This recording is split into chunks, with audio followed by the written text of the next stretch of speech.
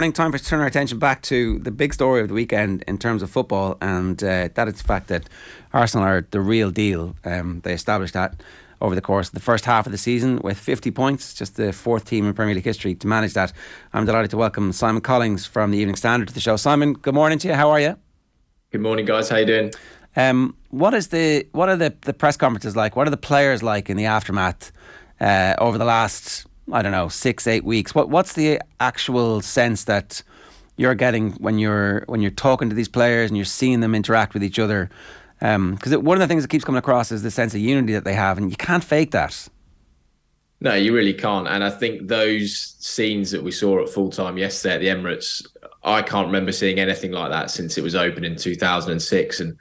And the way it was celebrated by players like Zinchenko, Gabriel Jesus, these are guys, between those two players, they've won 8 Premier League titles.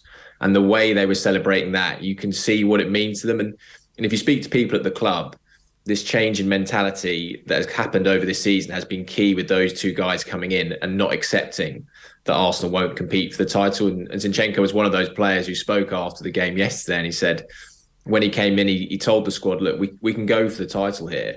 And a few of them laughed, but I think now they're starting to believe that something special can happen. And it's everywhere. You look at the club, the fans, Arteta himself, there is this sense of unity that for years hasn't been at Arsenal. And finally, it's clicking in what could be a really special season. In a weird way, the fact that the two lads who came from Man City haven't played every minute of every game and been the only two players who are carrying the team, it's even more powerful that they're saying that, because you're seeing everybody else step up and take leadership roles. And it's that sprinkling of young players in the spine of the team who are winning games and deciding games, with obviously the support in various stages of Jesus before the injury and Zinchenko since he's come back. But it is amazing that the psychological impact that they've had has been backed up by the players who were already there. Yeah, and I think it probably helps that they've come into a young dressing room who are happy to be moulded and sort of follow their lead. And Jesus in particular, I think people at the club, Arteta knew his personality, but I don't think other people at the club realised what sort of person he was. And he's been out, obviously, for these past sort of 6 weeks with a knee injury, but he's basically been at London Colney the whole time. He's stayed around the group. He's actively helped Nketiah to be ready to step up. Talking about young players in the spine of the team. Nketiah's had to come in and lead the line in a title-chasing team, and he's done exactly that. But he's had Jesus been there and support him. And I can't remember seeing many teams with substitutes bench who celebrate like Arsenal do. These are players who aren't getting on the pitch and they're still celebrating as if they were there, the ones scoring the goal. So it's absolutely huge. And to have this spirit, I think, is really the key to Arsenal's success right now, and it's boring out on the pitch. I think you described Eddie Nketiah, Simon, as an unlikely hero in the post-match or your match report. He's been brilliant. He's just stepped up massively since Gabriel Jesus was injured, which I think has taken a lot of football fans and Arsenal fans, to be fair, by surprise. Yeah, I think Arsenal fans have struggled to be convinced by Nketiah. It thought at the end of last season, when he came into the team and had a good run when they came so close to getting top 4, that he might have won them over. But still then, I think fans were very much, the jury was out. But if you speak to most Arsenal supporters now, I think they'll accept that they appreciate what Nketiah is. And he's more than just a backup striker. I think he's really stated his claim to be someone who should be getting plenty of minutes. And the one good thing for Arsenal, I think, when Jesus got injured, is that as bad as it was, it happened before they went to Dubai for that sort of mid-season break. So they knew as soon as they landed in Dubai, right, we've got 3 weeks, we've got to get Nketiah ready because he's starting on Boxing Day at West Ham. If this had happened around sort of New Year's Eve when the games are coming thick and fast, I would have been intrigued to see the impact. But the fact that Arsenal had that bit of luck you need in big seasons to be able to get ready and say, look, Nketiah, you're the man for 2 months or so, get ready to step up, and full credit to him because he's taken the opportunity, which if you ever speak to him, he said that's all he ever wanted. He never demanded to be, taken as the number 9, but he said, give me a chance, let me show you what I can do, and then judge me. There's even the fact that they just haven't been behind in games for too long, like this entire season. And when Rashford opens the scoring for United, you're thinking, okay, United could push on here, even though Arsenal were on top. But Arsenal's response, like it has been all season, was quick and effective. Yeah, and the thing last season was Arsenal's failure to come from behind. I think that Wolves game, sort of around February last year, was one of the few times where they were trailing and came back. But this time, every home game where they've gone behind, they've gone on and won it. And the players, when you speak to them, a big thing they say is the new atmosphere at the stadium. And you would have noticed it when Rashford scored that goal yesterday, which is the sort of goal that would suck the life out of most stadiums. Fans were just standing up, cheering the team on. Odegaard in the middle of the pitch is waving his arms. Arteta on the sidelines, cajoling everyone. It's a sort of mentality that champions have, that they will win eventually. We will get the goal. And I think that was seen by the fact that, they were just behind for 7 minutes and then they're level. So that is a big change for Arsenal. And that's what big teams do. They don't trail for long. They find a way back. Can we talk a little bit about Arteta and the team building over the last number of years as well? Because at various stages, the form didn't quite match what he thought the team were capable of, and it wasn't nailed on that he was always going to be supported the way he was in the off-season last year. What was it about him that allowed him to kind of come through the difficult periods in the past? I mean, the big thing for him is that he always had complete backing from the club. There was externally, I think he was under big pressure, particularly in that sort of COVID years. But the Cronkies were absolutely convinced that Arteta was the right man to lead them. And they went down this path of fully backing the manager to the extent where the squad has been overhauled to fit him, and the cultural reset he's done has been massive. If you look at the team yesterday, they're basically all his players or their academy graduates. He has got everyone on board that he wants on board. And I think for someone like him, who we saw glimpses of it in the Amazon documentary, who is a very hands-on coach, quite sort of out of the box thinking, again, likes team bonding and stuff like that. I think he did struggle in that COVID era, and it's perhaps understandable that he did, because he couldn't really operate the way he was. And given the problems Arsenal already had in the dressing room at not being united, I think that really exacerbated the issues he had. But the support he had from the club, I think, was vital, because for me, if he was in the situation at different top clubs, I couldn't see him surviving it. Any negatives to take from yesterday, Simon? I mean, I guess after United equalised for the second time with the Martinez header, there were a few mistakes. Tomiyasu wasn't brilliant when he came on for Ben White, and Ben White was taken off for a reason. He wasn't great himself.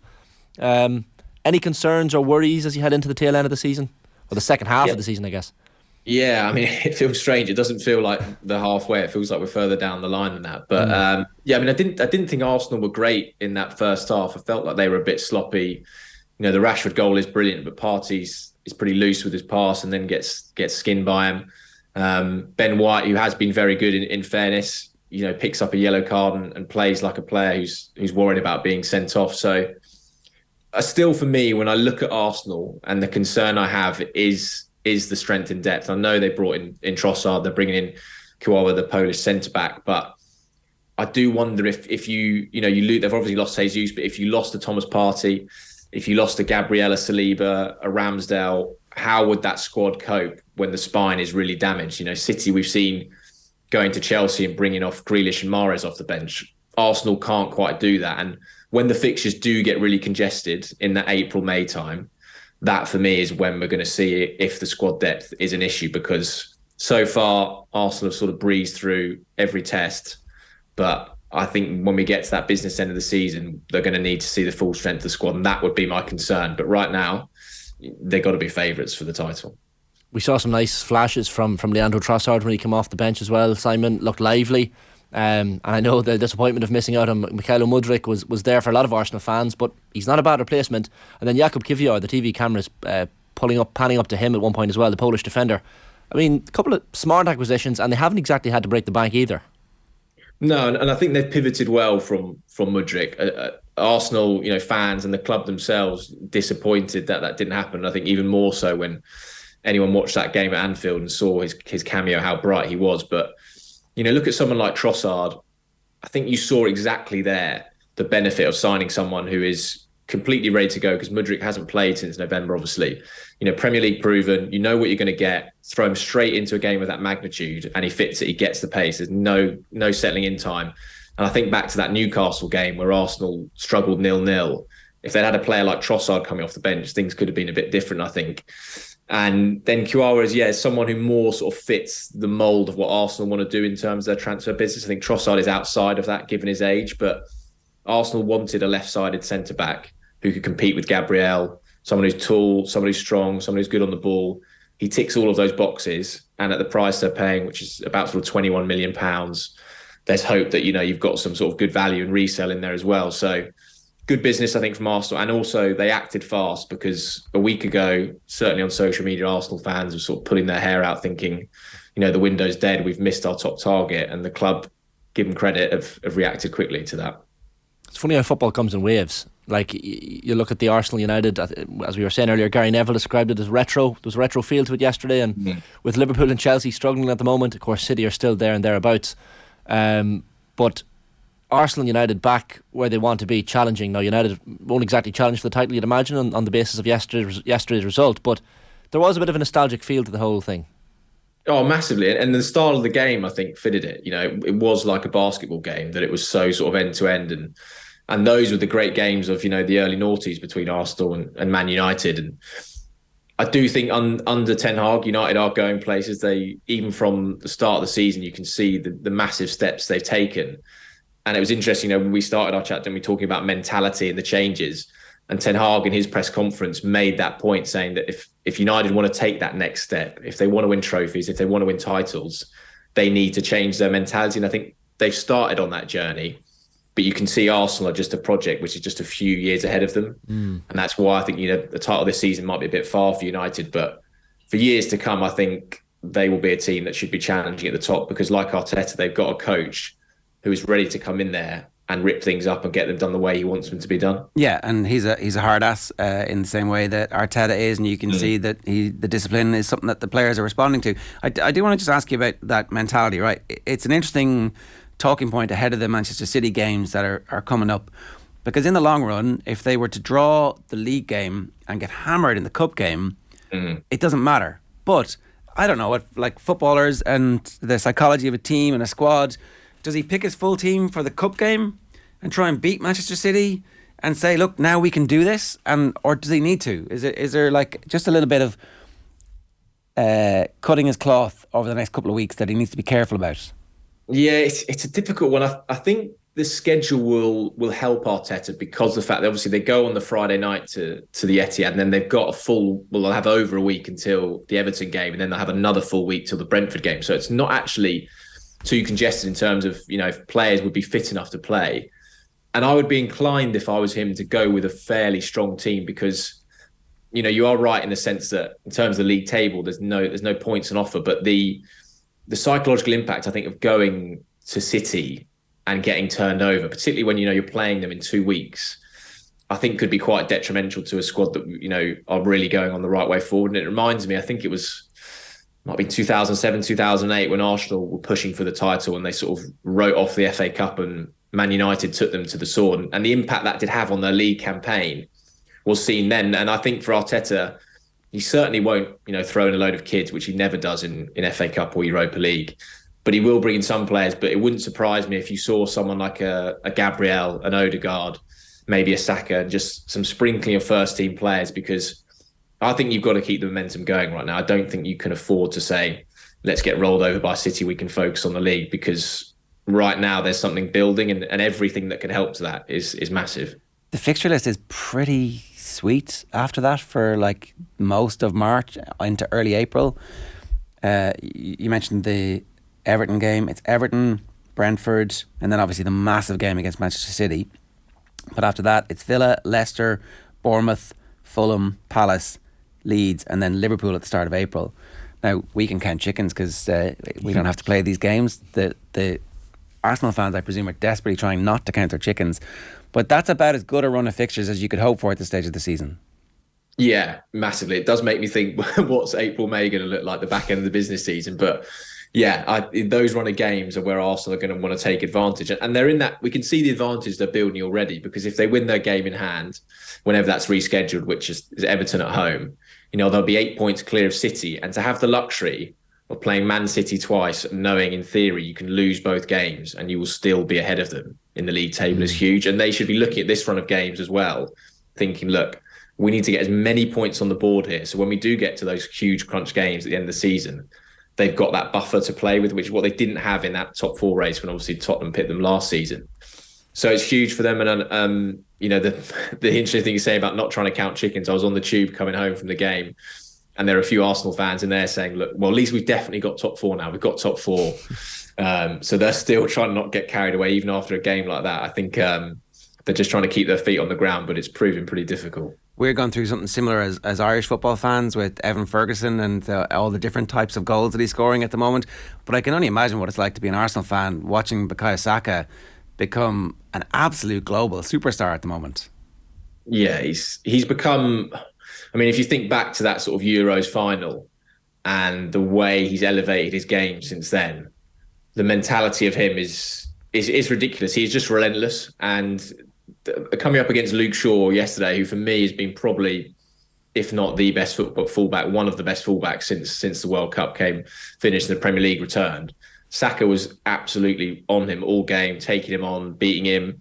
And for someone so young to be driving that team forward in a title race is incredibly impressive. And it's why Arsenal are so desperate to tie him down to a new contract. And all this talk about Mudryk and new wingers, I think Arsenal fans would just be happy if Martinelli and Saka signed new deals. Just a quick word, Simon, on Granit Xhaka. You wrote a piece in advance of the game talking about how vocal he is recently and how much of a leader he's become. Hard to believe. You think back to him being stripped of the captaincy at Arsenal in 2019. He's the vice captain now. But I mean, there was even the video on Twitter I saw of him in the warm up ahead of the North London derby, and he's properly vocal, as you say, and really encouraging his teammates. He's come a long way, Granit Xhaka. Hugely, and I mean his story is probably sums up Arsenal's redemption as a club as a whole, because he was a sort of a lightning rod for criticism and the issues that they had at that club, and the way he's come back has been incredible. And I think he's benefited from not being the captain. I think he was someone who doesn't really need the armband to lead. He is just naturally a leader. But there was, I think, people wondering how would he cope being the sort of vice to someone like Martin Odegaard, who is quite a quiet person, quite calm. But actually they play off each other really well. And for Xhaka to be in this position now, where he's sort of leading Arsenal as one of the key players towards possibly a Premier League title, it's pretty unbelievable given the situation he was a few years ago, and it sums up the Arsenal story, which I don't think many people can really believe at the moment.